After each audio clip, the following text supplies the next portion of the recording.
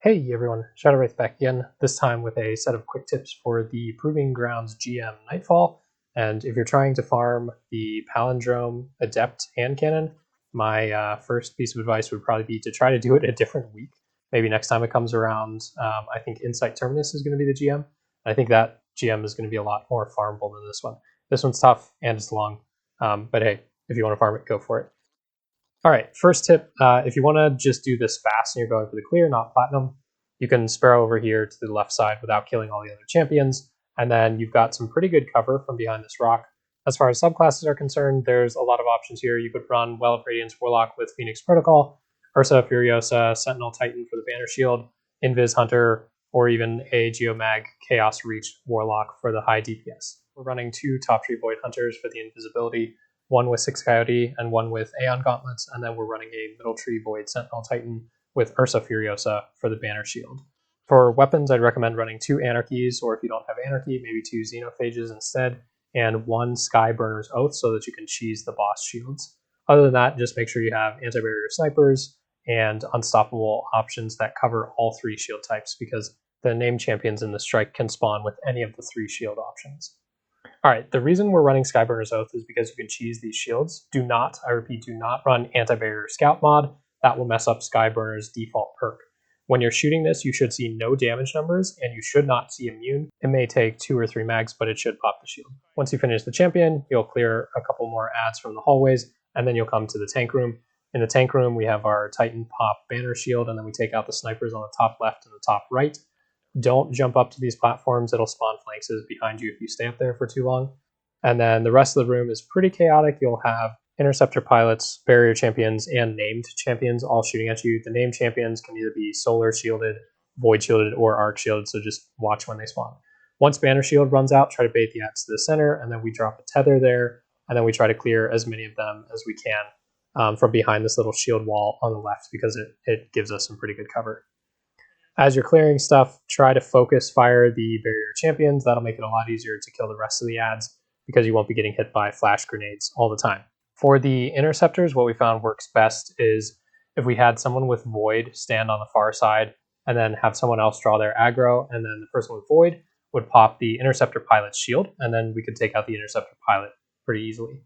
Once you take out the last named champion, the tanks will spawn.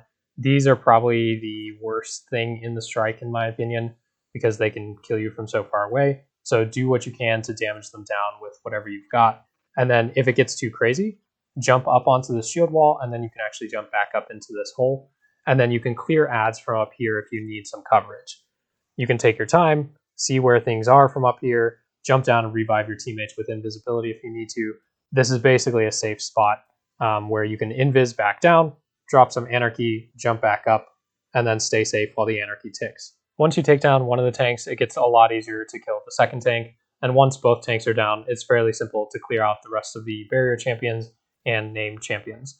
Try to get finishers on as many as you can so that you can get extra heavy ammo, and then once you finish this room, you'll move on to the next area. In the next area, there will be a named champion and an unstoppable champion, so we drop a tether in, clear a bunch of the ads, and then try to bait the unstoppable champion toward us. Once we get him to finishing range, our hunter running Aeons drops in and gets the finish to get us the extra heavy ammo. After that, just clear the named champion, and then you'll want to pick up the orb and then drop it, because all of the ads will spawn in the room in front of you. Clear out those ads. Blinding grenades are really, really helpful here, because the sword dogs won't charge you as much. Then you'll have Scorpio turrets on the left and a barrier champion on the right. Take out those guys, and then go back, grab the orb, and dunk it. Once you dunk it, the exact same thing will spawn on the other side. The door will open, and you'll have a named champion and a barrier champion. Take out the barrier champion from farther away, because it'll be out of range, so he won't shoot back at you, and then finish off the named champion. There'll also be a sniper directly above you as you go into that room. Grab the orb, drop it again, kill the ads that spawn, and then once you dunk that one, the center door will open. A unstoppable champion will charge you, and there will be a bunch of ads in there. So again, we drop a tether, drop banner shield, bait the unstoppable champion out, and finish him for the ammo. And then again, we take out the barrier champion from farther away so he doesn't shoot at us, and then finish clearing the ads near to the boss room. Once you get to the boss room, you can jump to the center and then onto this flag on either side. then up onto the ball on the pillar, and then up onto the side here. This is a great boss cheese spot. Stay up on these little raised, slightly lighter gray platforms. If you go onto the darker gray, you can fall through. The way we did this was we put one person on each side and then one person at the entrance to the room. The meteors, the boss will throw meteors about 13 times and then just start using his main gun for the rest of the time.